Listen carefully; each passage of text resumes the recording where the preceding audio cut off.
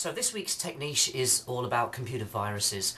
There seems to come a time when flu pops up and everyone gets infected, and at the same way, computers seem to be susceptible to the same kind of time of virulency. At different phases of the year we seem to see viruses popping up all over the web and infecting computers all over the place.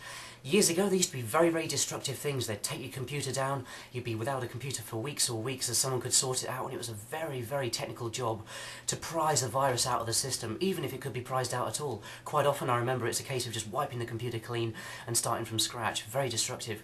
These days, the people who write viruses are after something far more sinister. They're after your identity. They want to inject viruses which can sit in the background, be completely invisible, and harvest all the keystrokes that you type, all the passwords that you type in, and as much information about you as possible, and send that back where it can be used for all kinds of fraudulent purposes. It's very real fraud, and it really happens, and it does cost people real money, and it's a big problem.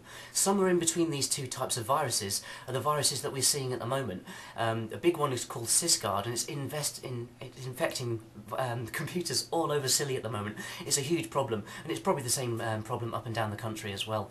It's a very simple virus to get rid of, and as usual with all these kind of things, a search engine is your best friend. Simply typing the words virus removal instructions into Google and hitting enter will probably send you to some of the more popular websites that will tell you exactly how to remove the virus that you've got on. In this case, the virus that's doing the rounds at the moment is called Sysguard, S-Y-S-G-U-A-R-D. If you search for these words, virus removal and Sysguard, the chances are, if you do have this virus, you'll find some very, very simple instructions on how to get this out of your system.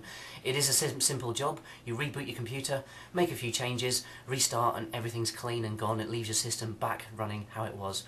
This will happen in the future. Viruses are always going to be present. The big story is about viruses on mobile phones. I'm sure that'll be the story of a tech niche in months or years to come. Meanwhile, I'm Pearson, and this is the Tech Niche all about viruses.